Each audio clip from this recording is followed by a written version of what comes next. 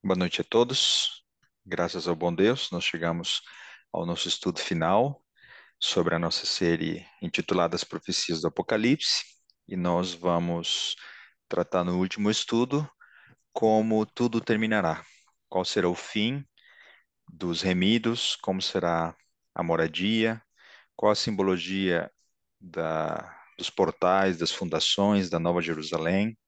Nós vamos tratar de um tema que, diferente de outros, né, não tem simbologia de elementos ou instrumentos do mal. Nós teremos agora um momento muito, muito bom, porque isso também está na Bíblia, a Bíblia está repleta de promessas. Nós veremos a concretização da vitória do bem contra o mal. Nós estudaremos a Nova Jerusalém, tá bom? Nós vamos iniciar nosso estudo pedindo a presença do Espírito Santo, e para isso nós vamos iniciar orando. Oremos. Senhor nosso Deus, nosso Pai, obrigado, Senhor, por mais esse estudo de hoje. O Senhor tem nos abençoado, tem nos ajudado, tem nos dado compreensão, porque nós queremos muito, Senhor Deus, estarmos preparadas para a tua volta. Todos nós, Senhor, queremos estar no céu, queremos conhecer Jesus face a face, queremos abraçá-lo e agradecê-lo tudo que ele tem feito por nós, Senhor Deus. Nos dê agora sabedoria através do teu Santo Espírito, para que o Johan, Senhor, possa nos orientar mais essa noite, para que nós possamos finalizar o estudo dessa temporada. Te pedimos essas bênçãos em nome de Jesus. Amém. Amém. Amém. Muito obrigado. Muito bem. A Nova Jerusalém, a capital do céu, que descerá ataviada como uma noiva, né, para o encontro com seu esposo, é, vai ocorrer após o milênio. Nós estudamos o milênio no estudo passado e nós vamos ver detalhes das dimensões, da simbologia, tá bom? Então, nós nos encontramos na última parte da direita, né, no nosso V profético, no nosso quiasmas geral, né, entre história e escatologia, e nós estudaremos o capítulo 21 e 22 do Apocalipse, ok? Estamos no que diz respeito à última das 8 visões, que fazem parte do corpo deste fascinante livro. Nós vimos a queda de Babilônia, o milênio e hoje a Nova Jerusalém. Junto com essa oitava visão se encontra o encerramento, as palavras finais de João, com a esperança do breve retorno de Jesus. Ok? Então, avançamos sempre em forma paralela no avanço do tempo, mas o capítulo seguinte de Apocalipse sempre traz uma novidade enquanto detalhe, enquanto simbologia, mas sempre se busca alguma informação dos selos, das igrejas, das pragas, dos inimigos vencidos, para alicerçar a visão que está sendo apresentada e explicada para João. Então, aqui nós vemos novamente a nossa ilustração, a parte final desse avanço, dessas visões que nós estamos falando, ok? Então, o foco do estudo é como Cristo, o Pai, né, vão recompensar a sua igreja. Não sei se vocês se lembram, nós começamos as igrejas, mensagens para o seu povo, depois vieram as trombetas, mensagens para o mundo, depois vieram as pragas, que são já juízos, já consumação de um julgamento divino, depois a queda da igreja falsa, no milênio temos a entronização do seu povo ressuscitado e finalmente a recompensa final na visão da Nova Jerusalém, ok? Então Deus está no controle da história. As visões desse corpo que fazem parte do Apocalipse nos demonstram que gradativamente Deus vai mudando o foco, o público-alvo dessas visões, né? Na medida em que ele vai concedendo graça, conhecimento e oportunidade.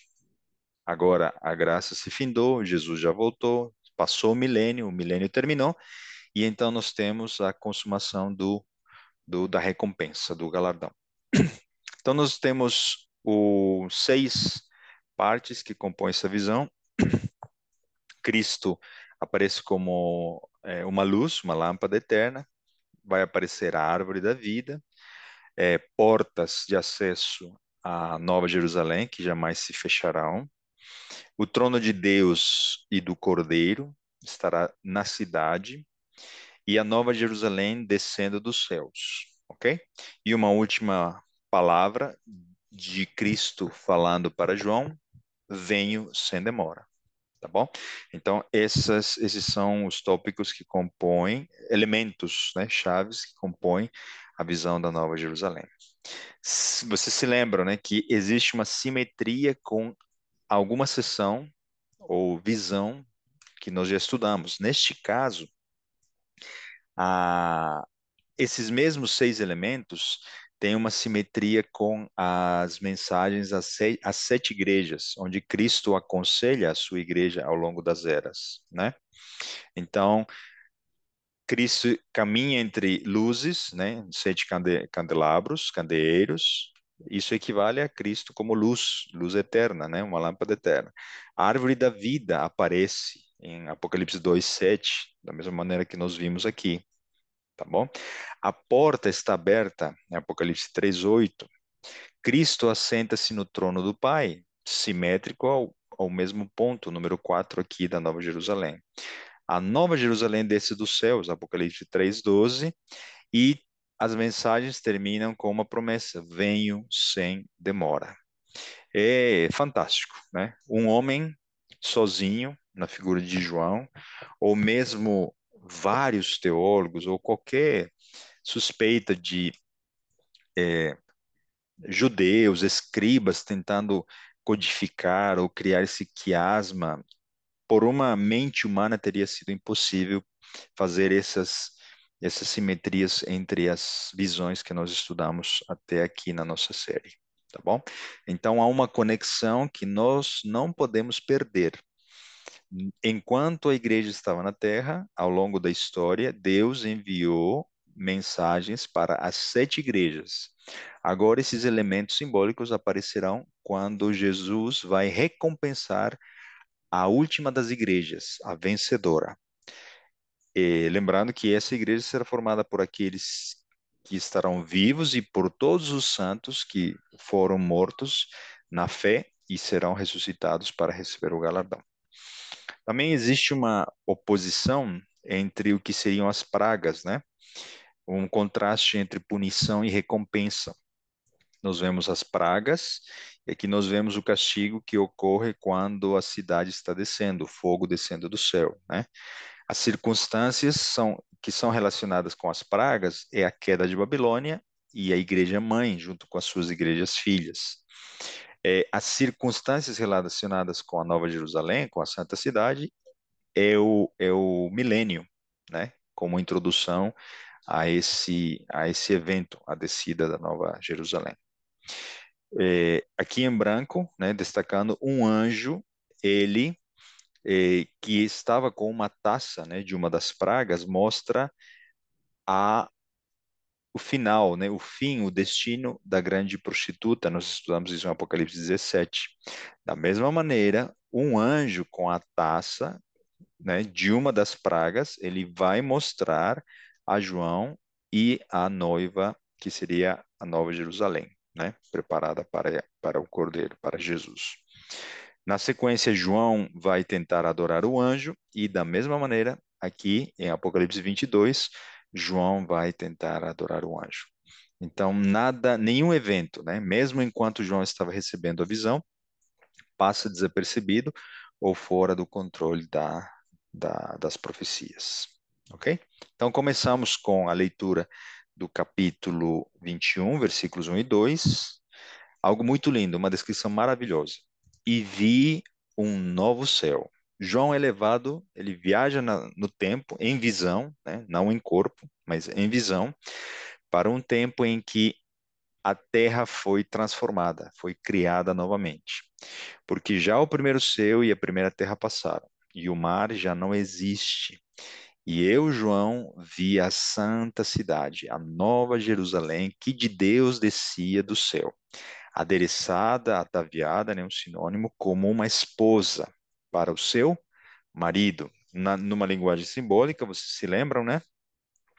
Mulher é igreja, então Não é que uma cidade vai se casar com Jesus, é uma igreja sendo representada ao longo da história na Nova Jerusalém. Versículo 3 diz o seguinte: E ouvi uma grande voz do céu que dizia: Eis aqui o tabernáculo de Deus com os homens, pois com eles habitará, e eles serão o seu povo, e o mesmo Deus estará com eles, e será o seu Deus.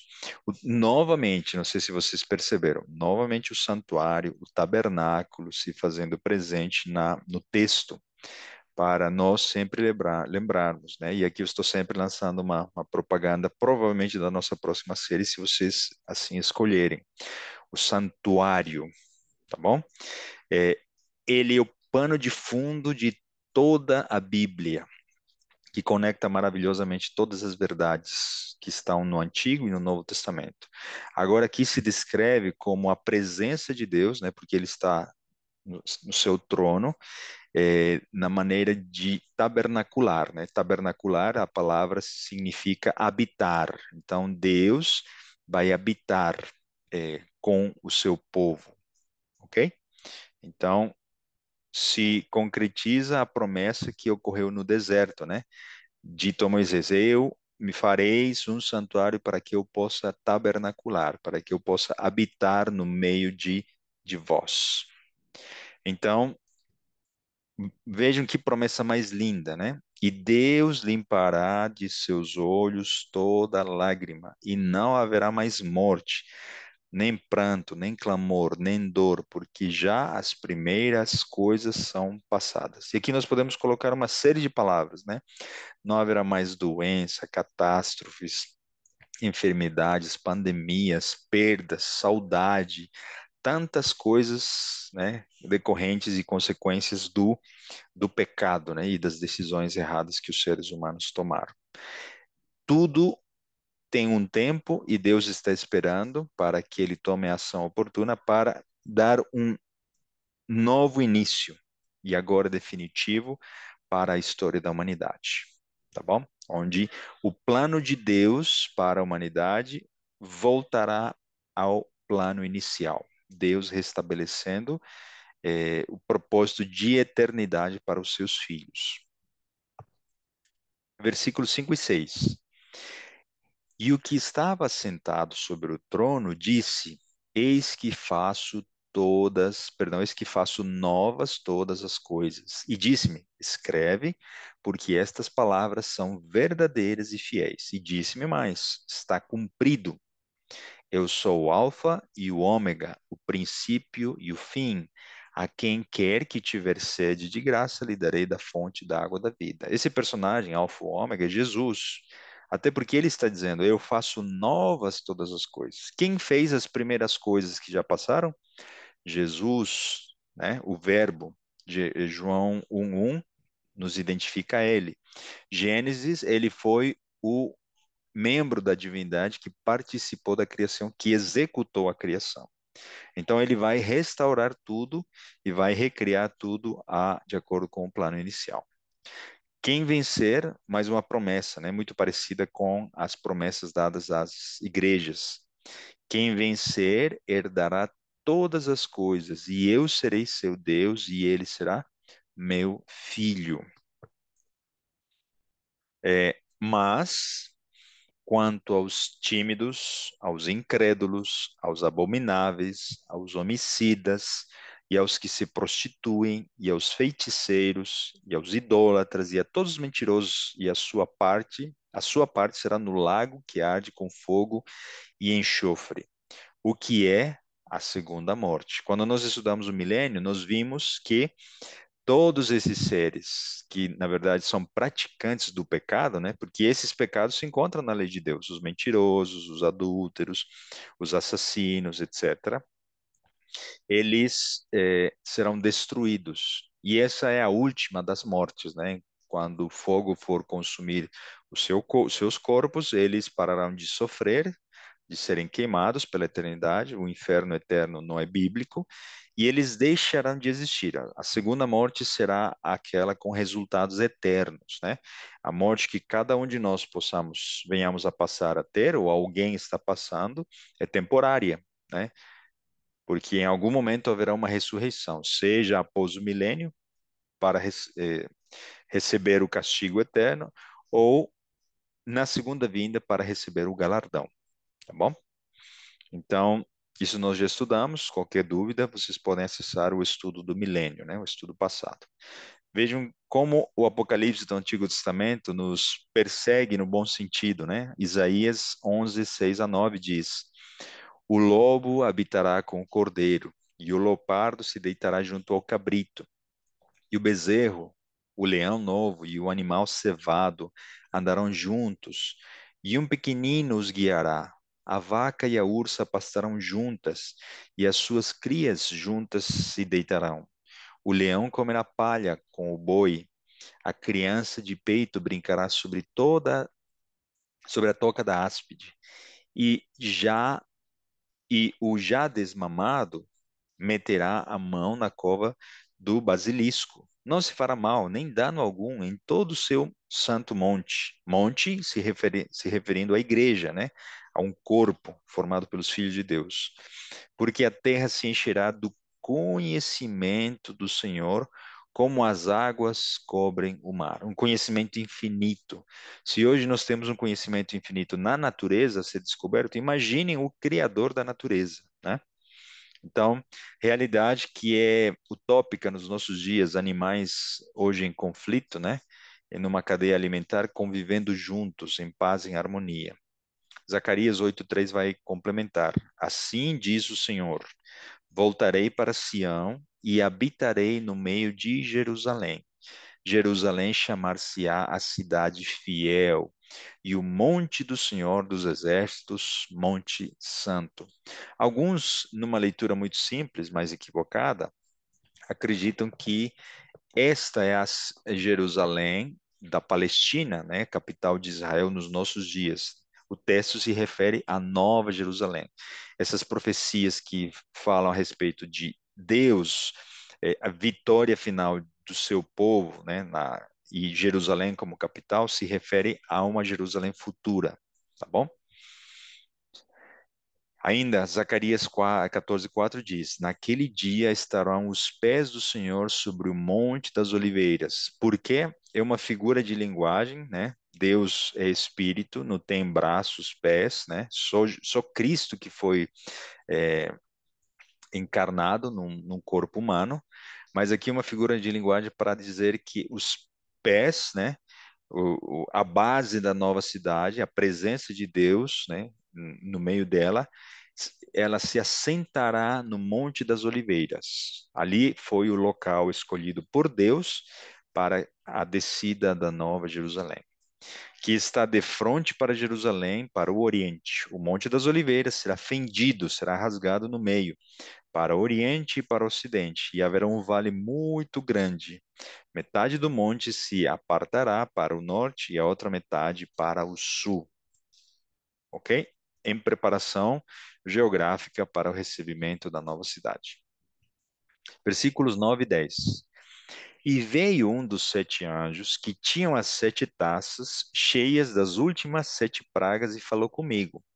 Eu não consegui ir a fundo por causa do tempo, mas não sei se vocês se lembram. Esta frase é muito parecida quando nós estávamos estudando Apocalipse 17. E veio um dos 7 anjos e me mostrou, né, o fim da prostituta que estava sentada na besta de 7 cabeças e 10 chifres. Agora é outro dos anjos que estava com uma das pragas. Ainda um dia vou estudar e me aprofundar para saber qual é esse anjo, né, relacionado com esta parte da visão e do texto. Dizendo: Vem, mostrar-te-ei a esposa, a mulher do Cordeiro. Nós estamos relacionando quem agora? A mulher descrita em Apocalipse 12, uma conexão que nós continuamos a preservar. E levou-me em espírito a um grande e alto monte, e mostrou-me uma grande cidade, a Santa Jerusalém, que de Deus descia do céu. Percebem que nós não podemos pegar na sequência cronológica todos os versículos que nós acabamos de ler, porque aqui se faz referência a uma ressurreição, né, uma segunda morte, após o milênio. Também se faz uma referência às pragas. Então, o texto vai de acordo com a visão, um pouco para o futuro, depois volta para o passado, tá bom? Então não existe essa cronologia, nós não podemos exigir, né? O versículo 9 e 10 é exatamente depois, em todos os seus elementos, em relação ao versículo 8 ou 7, por exemplo, tá bom? Aqui está o texto que nos ajuda a lembrar, né? E viu-se um grande sinal no céu, uma mulher vestida do sol, refletindo a justiça de Cristo, né? Jesus, o sol da justiça, tendo a lua debaixo dos seus pés, porque reflete a justiça de Cristo. A lua reflete a luz do sol. E uma coroa de 12 estrelas sobre a sua cabeça. Essa igreja pura é a noiva que vai até o final da história, na versão do povo que estará na Nova Jerusalém. E por que o número 12 novamente? Porque é o número de portas, três portas em cada um dos quatro lados de uma cidade com dimensões quadradas, ok? Então, tudo muito conectado, né? Efésios 5, 25 a 27 vai descrever um pouco da simbologia, né, de uma mulher pura, da figura de uma noiva. Vós, maridos, amai vossa mulher, como também Cristo amou a igreja e a si mesmo se entregou por ela, para a santificar, purificando-a com a lavagem da água pela palavra, para apresentar a si mesmo igreja gloriosa, sem máculas, nem ruga, nem coisa semelhante, mas santa e irrepreensível. O que transformará os 144 mil e todos os que já morreram na fé? O sangue de Cristo, a sua graça, o seu perdão, a sua justiça vai transformar homens falhos numa igreja, num corpo puro e santo, para nunca mais cometerem pecados, né? Pela eternidade. Versículo 11 e 12. E tinha a glória de Deus, a sua luz, perdão, e tinha a glória de Deus. A sua luz era semelhante a uma pedra preciosíssima, como a pedra de jaspe, como o cristal resplandecente. E tinha um grande e alto muro, com 12 portas, e nas portas 12 anjos, e nomes escritos sobre elas, que são os nomes das 12 tribos de Israel. Aqui tem um detalhe que nós vamos explorar daqui a pouco, tá bom? Por que os nomes estão escritos nas 12 portas? Da banda do Levante tinha três portas, da banda do Norte, três portas, da do Sul, três portas, da banda do Poente, três portas. E o muro da cidade tinha 12 fundamentos, e neles os nomes dos 12 apóstolos do Cordeiro. Quantas estrelas tinha na coroa a mulher de Apocalipse 12? 12, representando e conectando o passado, as tribos de Israel, com o presente e o futuro naquele momento da visão, que eram os 12 apóstolos, ok? Então estamos falando da capital do povo de Deus, da igreja, né? A noiva de Cristo. Por isso que o 12 aparece o tempo todo na questão da plenitude, né? Da completude desse povo que será perfeito. Versículos 14 e 15. Agora existe um detalhe bem interessante aqui. Em algumas versões aparece o que eu vou ler aqui. Bem-aventurados aqueles que lavam as suas vestiduras no sangue do Cordeiro. Em outras versões aparece assim: bem-aventurados os que guardam os mandamentos para que tenham poder ou acesso, né, à árvore da vida. Ambos textos são diferentes, mas acabam falando da mesma coisa, porque quem leva a vestidura da justiça de Cristo, ele guarda os mandamentos de Deus, tá bom? Mas os textos mais antigos se referem a guardar os mandamentos de Deus. Não sei se você se lembra, acabamos de ler alguns versículos atrás, a descrição dos homicidas, mentirosos, adúlteros, etc., em oposição aos que estarão dentro da cidade, que guardarão a lei de Deus. Isso significa o quê?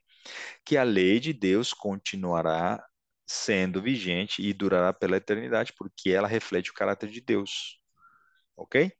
Ali será a prática diária e com prazer de amar ao próximo como a ti mesmo, né? E a Deus em primeiro lugar sobre todas as coisas. O resumo dos 10 mandamentos, né, que se encontram nas tábuas da lei de Moisés.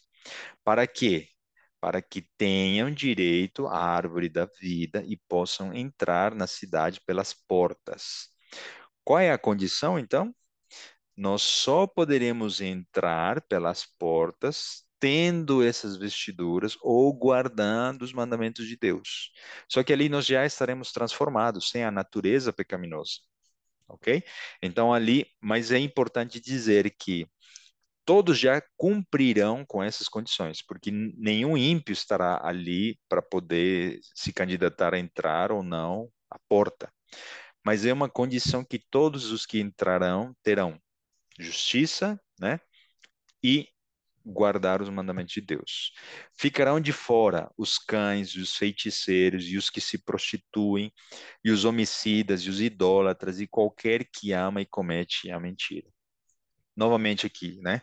O contraste nos mostra a diferença daqueles que aceitam a justiça de Cristo e aqueles que não a aceitam. Então, aqui nós vamos explorar alguns detalhes em relação às 12 portas e aos nomes dos 12 filhos de Jacó que definiram e foram as 12 tribos de Israel. Ok? As 12 tribos de Israel são formadas pelos patriarcas que foram os filhos de Jacó. Vamos recapitular um pouco. Creio que vocês conhecem muito bem a história desses homens. Eles eram invejosos e ciumentos, né? Eles tinham inveja e ciúmes de José, o seu irmão. Eles mentiram várias vezes para o seu pai. Eles estavam dispostos e foram assassinos. Eles odiavam aquele que deveriam amar, a José, seu irmão. Eles não tiveram misericórdia na hora de planejar a morte e depois planejar a venda, né, como um escravo para os midianitas. Só para vocês lembrarem, Simeão e Levi, eles têm um episódio onde eles executaram uma vingança contra Siquém, porque ele é, abusou da sua irmã, né, Diná. Então eles fingiram que fizeram uma aliança. Os habitantes de Siquém aceitaram serem circuncidados, e no momento em que mais os homens daquela cidade estavam sentindo dor, estavam despreparados para uma batalha, apenas esses dois homens mataram todos os homens de Siquém, da cidade de Siquém, e o príncipe, né, que era candidato a ser esposo de Diná. Então eles foram frios, calculistas, assassinos de muitos homens daquela cidade. Ruben, ele se casou com a concubina de seu pai. O que que você pensaria de homens como esses sendo homenageados nos nomes e ficando seus nomes para sempre nas portas da Nova Jerusalém? Eles desonraram seu pai por muitos anos, sustentando uma mentira, né, de que uma fera do campo tinha matado a José. Judá, para vocês terem uma ideia, ele se deitou com a sua nora achando que era uma prostituta. Esses homens, a olho humano, né, eles não tinham esperança. Mas a história e a Bíblia é fantástica por isso, né? Não esconde nenhum defeito daqueles que um dia foram transformados pela graça de Deus. Todos esses homens foram transformados. A própria história do Gênesis conta, né? Judá esteve disposto a dar a vida por Benjamim quando ele precisou ficar com José, naquela trama final da história deles. E assim todos os outros demonstraram que tinham se arrependido por todos esses erros que tinham cometido com seu irmão, com seu pai. Mas a pergunta é, por qual motivo esses nomes estarão para todo sempre escritos, né, nas portas da Nova Jerusalém? Qual o motivo? Não sei se vocês repararam aqui, existe um anjo que está vigiando e controlando a entrada da Nova Jerusalém, ok? O que nós vamos ver aqui diz: quem tem ouvidos, ouça o que o Espírito diz às igrejas. Ao que vencer, dar-lhe-ei a comer da árvore da vida, que está no meio do paraíso de Deus. Esses homens venceram ou não? A Bíblia nos conta que eles foram transformados e venceram. Então, o que nós vamos aqui explorar é algo muito interessante. Se nós temos 12 perfis, né, de filhos representados nos 12 filhos de Jacó, nós vamos dizer de que por cada uma das portas os justos entrarão pela porta com a qual mais se identificam com o personagem descrito naquela porta. Por exemplo, se tem alguém que é adúltero, se prostitui, etc, etc, e se identifica mais com Judá, porém ele entregou sua vida a Cristo e ele foi transformado por ela, ele entrará pela porta de Judá. E assim pela porta de Ruben, pela porta de Benjamim, tá bom? Então vejam que interessante. Em Gênesis 49, 1 e 2, Jacó ele faz uma profecia. Ele diz assim: Depois chamou Jacó aos seus filhos e disse: Ajuntai-vos e anunciar-vos-ei o que vos há de acontecer nos dias vindouros. Ou seja, e por causa do Espírito Santo, Jacó viu o futuro dos seus filhos e, conhecendo as características deles, viu o potencial de cada um deles e proferiu uma profecia para descrever o destino final de cada um deles. Ajuntai-vos e ouvi, filhos de Jacó, e ouvi a Israel, vosso pai. E então, nós podemos dizer que Jacó é como se talvez estivesse enxergando em segunda interpretação que nos dias finais Deus colocaria os nomes dos seus filhos em homenagem à prova transformadora da graça de Deus. Não sei se vocês se lembram, nós fizemos uma comparação detalhada. Em quais lugares da Bíblia aparece a lista dos filhos de Jacó? Em Gênesis 49, aqui está a lista, né? Os 12 filhos de Jacó. Em Números aparece quando eles estavam já formando as 12 tribos de Israel.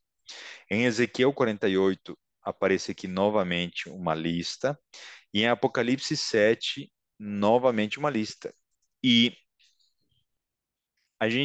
e eu coloquei aqui em vermelho, intencionalmente, o nome dos filhos de Jacó que não aparecem na lista de Apocalipse 7. Ou seja, não todos os filhos de Jacó foram transformados. Alguns deles decidiram continuar no pecado, na idolatria ou nos desvios de caráter que eles tinham, tá bom? E eles são Dan, né? Aqui Dan e Efraim. E por que aparece o número 12? Não sei se vocês vão se lembrar. José, ele tinha dois filhos e eles foram inseridos, né, como fazendo parte das tribos de Jacó, de Israel, perdão, nesse caso, ok? Então o número 12 é completo, mas Dan e Efraim não terão os seus nomes escritos na Nova Jerusalém. Por quê? E nós vamos explicar, né? Assim como alguns ficaram de fora da cidade, dois dos seus filhos decidiram não entregar seus pés a Deus, né? A sua vida a Deus. Então, qual é o fim de Efraim? Oséias 4,17 descreve muito rapidamente. Efraim está entregue aos ídolos. Ele era idólatra. Ele se desviou, levou a toda uma tribo com a sua influência, né? Não significa que todos os efraimitas se perderam, não, alguns se salvaram e se salvarão, mas toda essa família foi afetada pelas características desse patriarca. Assim como não todos os apóstolos terão o seu nome escrito na nova cidade, porque nós sabemos que Judas não se salvará, né? Ele traiu Jesus, ele se suicidou.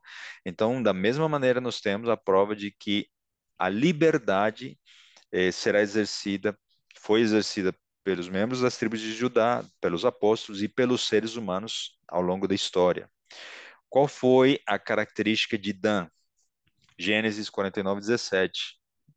Jacó, inspirado por Deus, viu o futuro de Dan. Dan será serpente junto ao caminho. Serpente te lembra quem? A antiga serpente, diabo e Satanás, não, não lembra? Dan, infelizmente, tinha características similares às de Satanás. Uma víbora junto à vereda que morde os calcanhares do cavalo. Que tipo de expressão está sendo descrita aqui? Alguém que está por trás, atrapalhando, prejudicando, fofocando, caluniando os seus familiares, os seus amigos, os líderes da igreja, e seja lá quem for, né? O acusador, aquele que cria conflito, aquele que cria divisão. E nós vemos pessoas com essas características que bem podem se salvar, mas que alguns deles decidirão não entregar sua vida a Cristo. O que que ele faz então, fazendo tudo isso por trás, né, do cavalo, numa figura de linguagem, ele faz cair o seu cavaleiro por detrás. Hipocrisia, né? Não abrir, né? Não falar abertamente o que pensa do outro, porque sabe que está falando errado, não tem a, a coragem de falar de frente, né? Então, alguém que está imitando o caráter de Satanás, ok? Por isso, ele não estará no grupo dos salvos. Então, aqui, aqui nós fechamos esse parêntese, né? Para a gente dizer de que haverão 12 caracteres, 12 tipos de personalidades para as quais todos os salvos se identificarão. Então, como os salvos estudarão a Bíblia, conhecerão a história desses patriarcas e se conhecendo a si próprios, né, ao longo da sua vida, olhando para os portais, creio que cada um de nós nos identificaremos com alguns desses patriarcas, para nós dizermos: se ele foi transformado por Deus, pela mesma graça eu fui também transformado. Isso era muito bonito, né? Apocalipse 14, 4 e 5 diz: Estes são os que não estão contaminados com mulheres, porque são virgens. Estes são os que seguem o Cordeiro para onde quer que vá.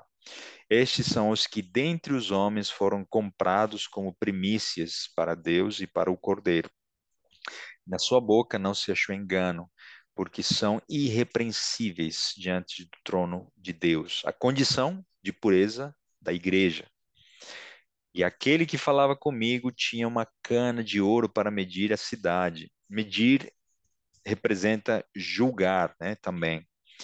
É, medir as suas portas e o seu muro, e a cidade estava situada em quadrado perfeito, né?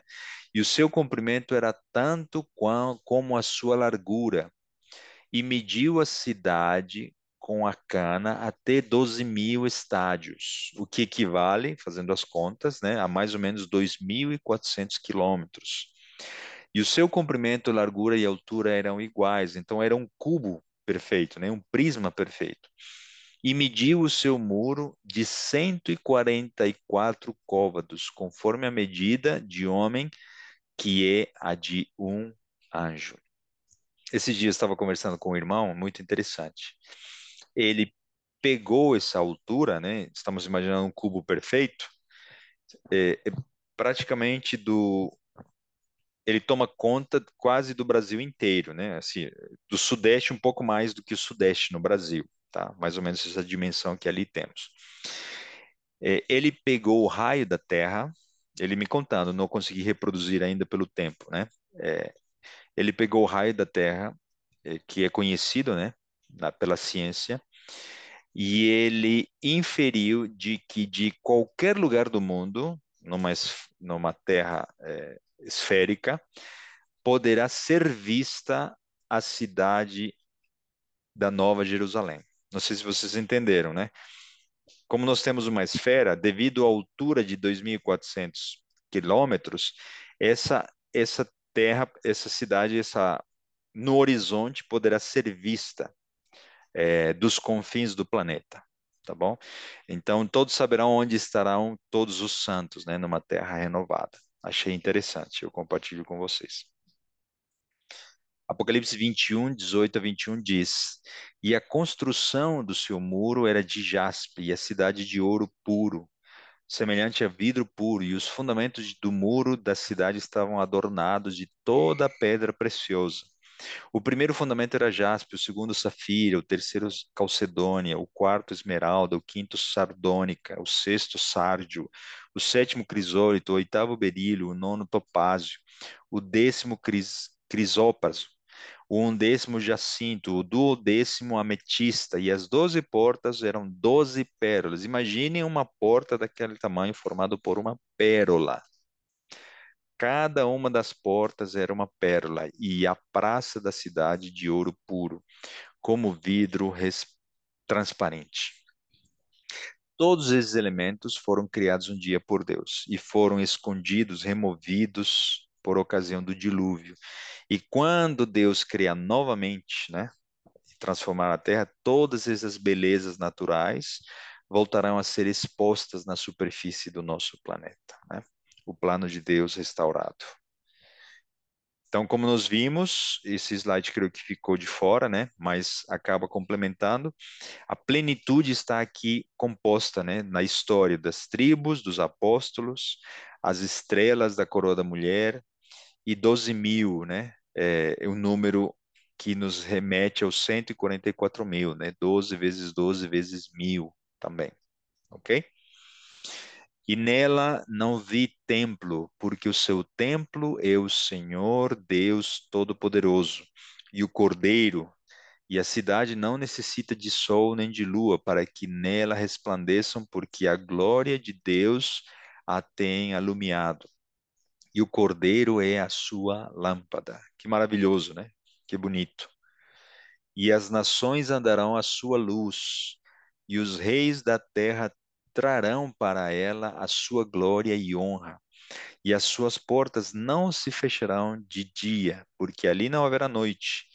E a ela trarão a glória e honra das nações, e não entrará nela coisa alguma que contamine e cometa abominação e mentira, mas só os que estão inscritos no livro da vida do Cordeiro. Ok? Vamos para o capítulo 22. Aqui a gente vai avançar um pouco mais rápido, mas termina maravilhosamente também. Quando criança, eu lia o livro As Belas Histórias da Bíblia. E essa ilustração está muito bem guardada na minha mente, quando eu ficava imaginando como seria a nova terra. E na minha imaginação de criança, essa ilustração me traz muitas lembranças. E mostrou-me o puro rio da água, da vida, claro como cristal, que procedia do trono de Deus e do Cordeiro. No meio da sua praça e de outra banda do rio estava a árvore da vida, que foi escondida e que será restaurada, né? Que produz 12 frutos, novamente um número que fala da completude, né? Dando seu fruto de mês em mês, e as folhas da árvore são para a saúde das nações. Então, Deus é eterno e ele vai transmitir a eternidade pela natureza transformada que todos nós teremos. Mas é interessante que na escolha soberana de Deus, novamente, o símbolo de comer um fruto é que renova nossa vida pela eternidade, tá bom? É como se, não estou dizendo que literalmente seja assim, mas se nós não comermos desse fruto, nós perderíamos essa eternidade, tá bom? Por essa razão, quando Adão e Eva foram expulsos do Éden, eles não tiveram mais acesso à árvore da vida, porque senão eles teriam vida eterna e, em condição pecaminosa, eles poderiam eternamente viver pecado, tá bom? Então aqui nós estamos só dizendo de que a árvore da vida está conectada com a presença de Deus, né? Também. E ali nunca mais haverá maldição contra alguém, e nela estará o trono de Deus e do Cordeiro, e os seus servos o servirão, e verão o seu rosto, e na sua testa estará o seu nome, um significado, né? Alguma característica de Cristo, do Pai, no nosso novo nome que nós receberemos, né? Numa pedrinha. E ali não haverá mais noite, e não necessitarão de lâmpada, nem de luz do sol, porque o Senhor Deus os alumia e reinarão para todo sempre. E disse-me: estas palavras são fiéis e verdadeiras, e o Senhor, o Deus dos santos profetas, enviou o seu anjo para mostrar aos seus servos as coisas que em breve hão de acontecer. Eis que presto venho. Bem-aventurado aquele que guarda as palavras da profecia deste livro. É interessante, neste momento nós somos 12 pessoas que estamos estudando este estudo, né? O remanescente de um grupo que teve mais ou menos pessoas em determinado momento, mas eu acho até simbólico, né, esse número que está aqui hoje. Bem-aventurado aqueles que guardam as palavras desta profecia. Tomara que este conteúdo, que esse estudo, que essa série esteja guardado no seu coração e você possa consultá-lo, né? De vez em quando, para ter certeza de que Deus trará ao bom fim a todos nós que confiamos nos seus méritos. E eu, João, sou aquele que vi e ouvi estas coisas. E havendo-as ouvido e visto, postrei-me aos pés do anjo para o adorar. E disse-me: olha, não faças mal. Aquela cena, você se lembra? João novamente se inclinando para adorar o anjo. Porque eu sou conservo teu e de teus irmãos, os profetas, e dos que guardam as palavras deste livro. Adora a Deus e disse-me: não seles as palavras da profecia deste livro, porque próximo está o tempo. A diferença das palavras do anjo que estava explicando as profecias para Daniel, Daniel ouviu: fecha as palavras deste livro, porque não é para o seu tempo. João, que já está um tempo depois, inclusive, da primeira vinda de Jesus, ele ouve o contrário: não feche as palavras desta profecia. Ou seja, isso nos dá a entender de que a partir daquela igreja, né, configurada pela Igreja Apostólica, já haveria um conhecimento maior das profecias, né, bíblicas. Por quê? Porque o Messias já tinha sido morto e ressuscitado, né? Quem é injusto, faça injustiça ainda, e quem está sujo, suje-se ainda, e quem é justo, faça justiça ainda, e quem é santo, seja santificado ainda. Esse texto me diz que se hoje nós estamos buscando a palavra de Deus, se hoje nós estamos buscando conhecer mais, não só pelo conhecimento bíblico, mas sim para que essa palavra possa nos transformar, a tendência é que nós façamos isso pela eternidade, em conhecimento do amor de Deus, né? E enquanto Jesus não vem, mesmo que nós cometamos algumas falhas não intencionais, né, decorrentes da nossa natureza pecaminosa, nós não podemos desistir pelo fato de ainda sermos falhos, tá bom? É uma promessa no aspecto de que a salvação é um processo e nós precisamos continuar firmes nas promessas, porque a transformação da nossa vida não depende de nós, depende de Cristo. Então, se vocês estão buscando justiça, no futuro vocês continuarão buscando justiça até que o caráter de todos nós seja transformado pela boa vontade do nosso Deus. E eis que cedo venho, e o meu galardão está comigo, para dar a cada um segundo a sua obra. Eu sou o Alfa e o Ômega, o princípio e o fim, o primeiro e o derradeiro. Jesus sendo identificado aqui. Bem-aventurados os que guardam os seus mandamentos. Novamente aqui, né? A lei de Deus, em lembrança de que ela não foi mudada, não foi abolida por Cristo quando ele morreu, e ela continuará vigente na eternidade. Porque lá não haverão assassinos, adúlteros, mentirosos, e nós continuaremos guardando o sábado pela eternidade, como lembrança da criação e da redenção, para que tenham poder na árvore da vida, para que tenham direito à árvore da vida e possam entrar na cidade pelas portas. Perceberam a condição? Nós somos salvos pela fé, pela graça, mediante a fé, mas nós somos julgados pelas obras. E é São essas obras que nos declaram justos. Quem for entrar por essa cidade, pelas portas na cidade, terá obras, estrelas, né, na sua coroa, pessoas que receberam o evangelho através de nós, tá? Como prova de que estamos crescendo na fé. Ficarão de fora os cães, os feiticeiros e os que se prostituem. Esse texto nós utilizamos em alguns slides anteriores, mas ele de fato está em Apocalipse 22, 14 e 15, tá bom? Então, só para vocês lembrarem do texto anterior, tá? Em que momento isso é dito escrito por João. Então, quem ficará de fora? Os cães, e os feiticeiros, e os que se prostituem, e os homicidas, e os idólatras, e qualquer que ama e comete mentira.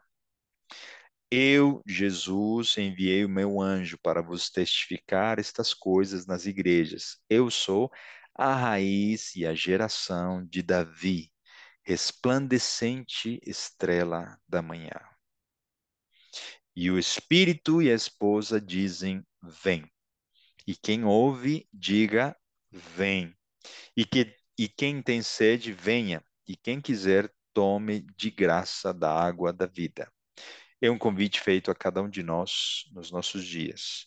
Porque eu testifico a todo aquele que ouvir as palavras da profecia deste livro, que se alguém lhes acrescentar alguma coisa, Deus fará vir sobre ele as pragas que estão escritas neste livro.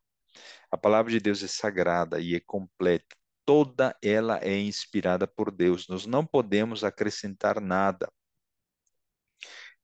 Nós não podemos retirar nada, né? E se alguém tirar quaisquer palavras do livro desta profecia, alterando o mandamento, acrescentando, dividindo um outro mandamento, etc., etc., qual será o fim daqueles que farão isso? Deus tirará a sua parte da árvore da vida e da cidade santa, que estão escritas neste livro. Percebem como tudo é perfeito para Deus, inclusive a sua palavra, né? E nós terminamos com esse versículo.